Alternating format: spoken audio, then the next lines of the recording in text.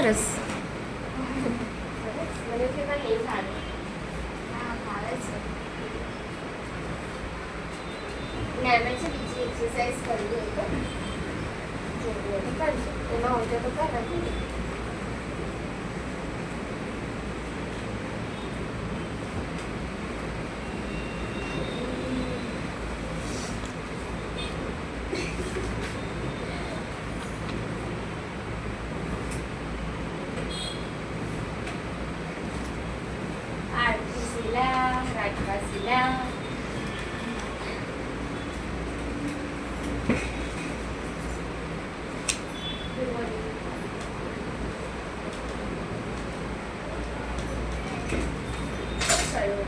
છેલ્લે આપણે શીખ્યા હતા સ્ટેપ્સ વાળું, જેમાં મેં તમને એક્સરસાઇઝ આપી હતી કરવા માટે, બરાબર?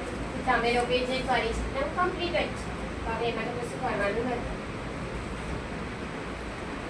સ્ટેપ્સ વાળું ટૂલ પણ મારે તમને તમારા કોમ્પ્યુટરમાં બતાવવાનું છે, કારણ કે ખબર તો ખરા મારામાં છે ને એ સ્ક્રીન અલગ આવે છે. ચલો આપણે આગળ હું લઈ લઉં છું સ્ટેપ્સ વાળું એનો વિડીયો છે મોટા છે હું તમને અલગથી શીખવાડી દઉં છું. ચલો હવે શું કરવાનું છે? ડાયરેક્ટ આવવાનું છે અહીંયા સ્માર્ટ આર્ટ પર, બરાબર?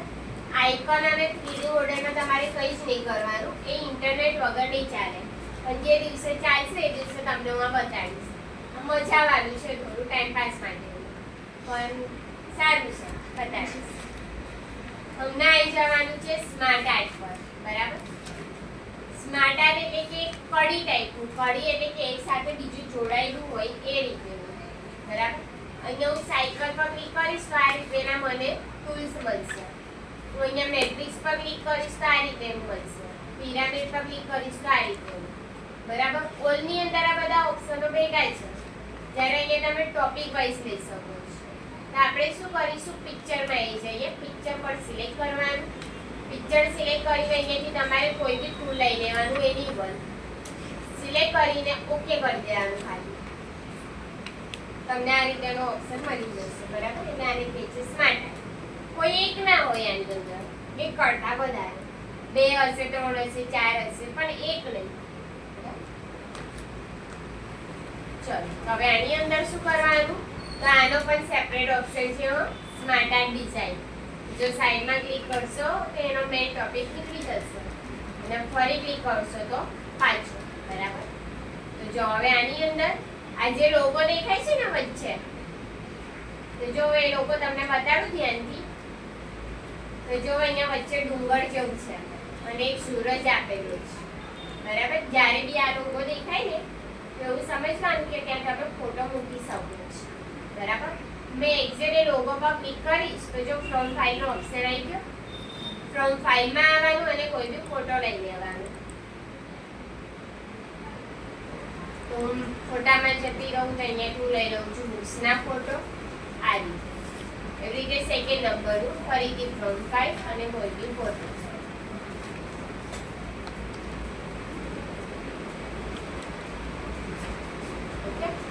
પછી ટેક્સ્ટમાં તમને જે લાગે તમે લખી શકો છો, જેવી રીતે કે અહીંયા મેં લખી દઉં છું બેઝિક, પછી ડીટીપી એન્ડ કોઈ બી સબ્જેક્ટનું નામ લખો, તમારા ફ્રેન્ડ્સના નામ લખો, તમારા પોતાના લખો, કોઈ બી લખો. ચલો હવે આટલું કર્યા પછી અહીં આવી જઈએ સૌથી પહેલા સ્ટેપમાં એડ શેપમાં. એડ શેપ એટલે કે જો તમે ક્લિક કરશો તો તમને વધારાના શેપ મળશે. 3 તો હતા પણ 3 સિવાયના વધારે, જો જેટલા જોઈએ તમે લઈ શકો છો, બરાબર? હવે આ વધારાના શેપ મારે અમુક કાઢી દેવાના. તો જે શેપ પર ક્લિક કરો ને એને ડિલીટ કરો. કીબોર્ડની અંદર ડિલીટની કી મળી જશે, ડિલીટ દબાઈ દેવાનું, નીકળી જશે. જે લીધું એ કાઢી, બરાબર? બીજું એક છે અહીંયા એડ બુલેટ. તો બેસિકની અંદર મારે ક્રમમાં કંઈક લખવું છે, તો સૌથી પહેલા એન્ટર આપવાનું, પછી એડ બુલેટ પર ક્લિક કરવાનું. તો જો અહીંયા તમને નાનો પોઈન્ટ મળ્યો, બરાબર? હું જેમ જેમ લખીશ ને અને એન્ટર આપીશ તો મને પોઈન્ટ મળશે. તો એવું લાગે છે કે આ જોયેલું હોય, આપણે આગળ શીખી ગયા, ખબર છે?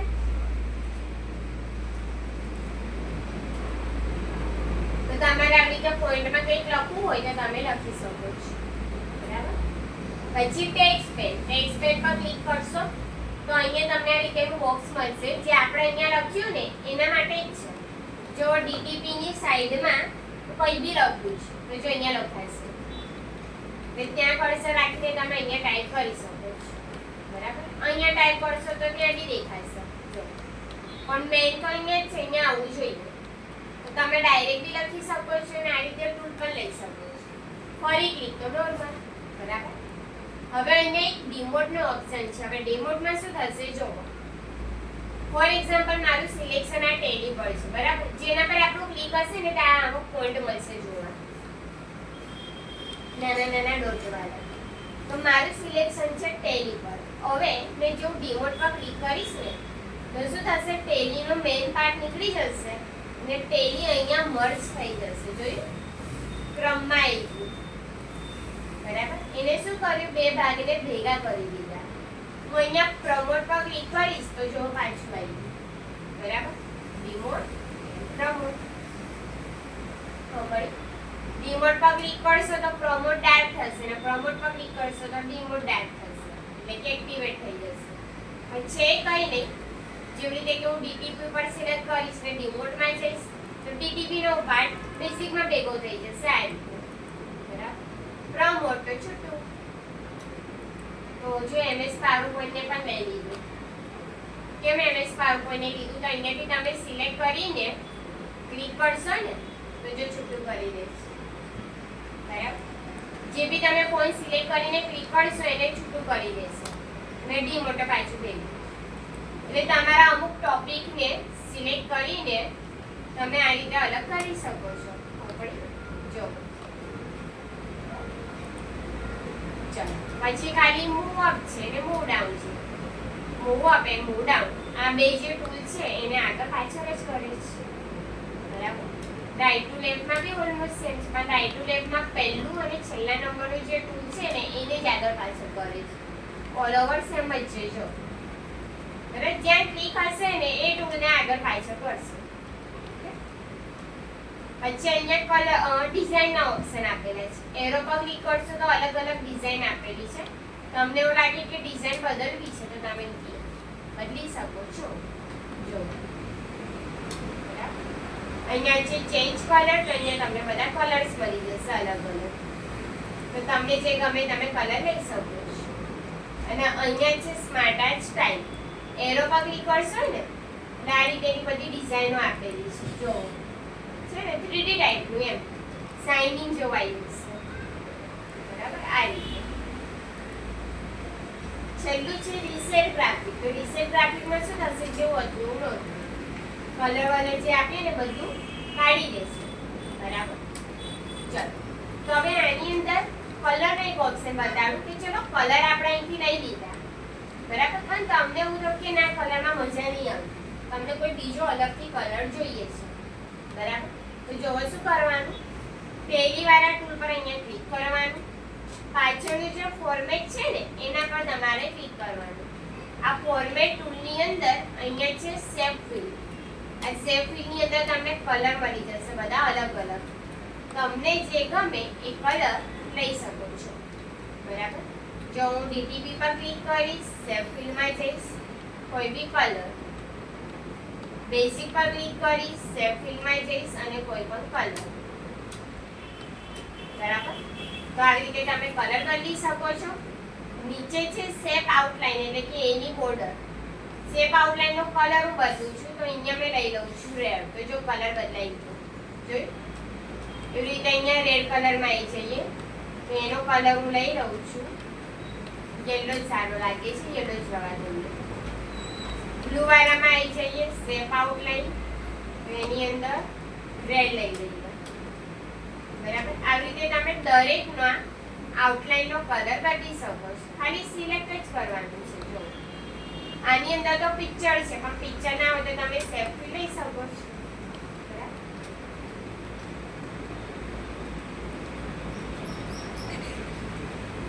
અને ટેક્સ્ટનો કલર બદલવો હોય તો એ પણ તમને અહીંયા મળી જશે. જો અમે બેઝિક વાળા પાર્ટને સિલેક્ટ કરું છું, સિલેક્ટ કરીને આજે તમને વર્ડ આર્ટ સ્ટાઇલ કે છે, આ જે એ લખેલા દેખાય છે એના એરો પર ક્લિક કરવાનું. એની અંદર તમને આ ફોન્ટ મળી જશે બધા. જોયું ફોન્ટના કલર બદલાય છે. તો અહીંયાથી તમે આ બધું બદલી શકો છો. બરાબર, જે ક્લિયર દેખાય ને એવા ફોન્ટ સિલેક્ટ કરવાના. બાજુનો જે ઓપ્શન છે ને ટેક્સ્ટ ફિલ, એ બી ઓલમોસ્ટ સેમ. ટેક્સ્ટ ફિલ ની અંદર અહીંયા તમે જેના પર બી ડ્રેગ કરશો તો જો કલર બદલાય છે. જોયું? આ તમે તમારી ચોઈસ પ્રમાણે બધા કલરો આપી શકો. તો તમને ગમે તમે સિલેક્ટ કરો, ના ગમે તો આગળ જતા રહો. ક્લિક નહીં કરવાનું.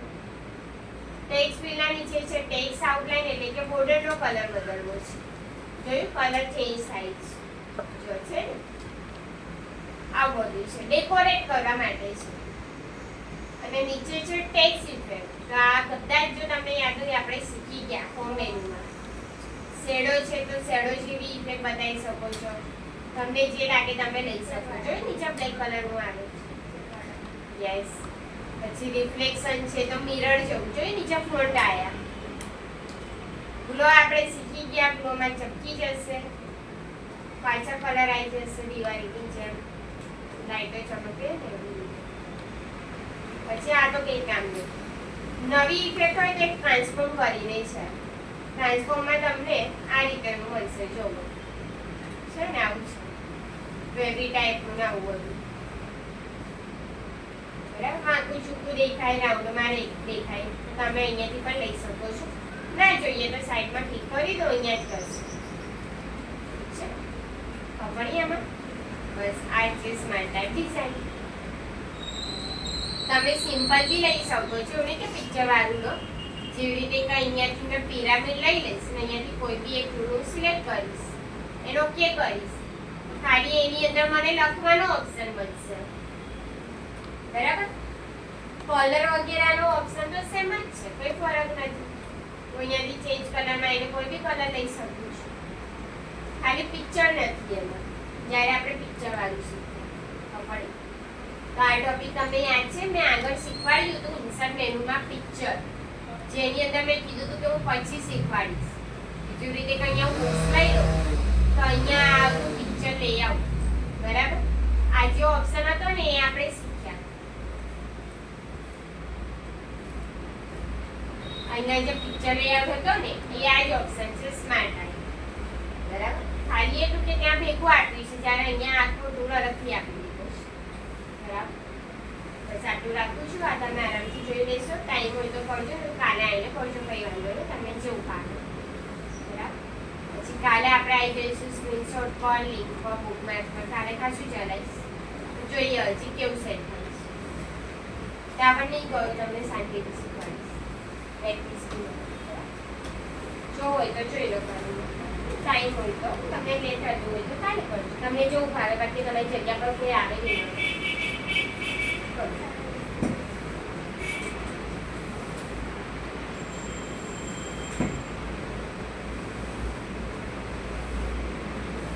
અત્યારથી વાગી જશે અહીંયા.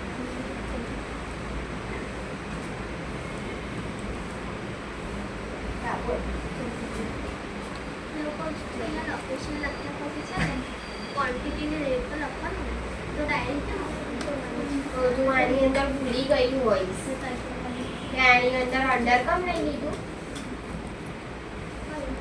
અહીંયા આવે ને અંડર, આગળ આપેલું હશે અંડર લેવાનું સ્ટોક આઈટમ. હા બકા, તે જ્યાંથી આગળની સ્ટોક આઈટમ બનાવી ને એની અંદર છે ને ગ્રુપ લેવાનું આવે જ. તારું રહી ગયું છે ગ્રુપ વગર ના થાય. તો હવે લેપટોપ છે તો આપણે અહીંયા કોમ્પ્યુટર એસેસરી ના કોમ્પ્યુટરમાં આવી જવાનું, કોમ્પ્યુટર લઈ લેવાનું અને યુનિટમાં મોઝ લઈ લેવાનું. તો હવે તારું યુનિટ બી નહીં આવે.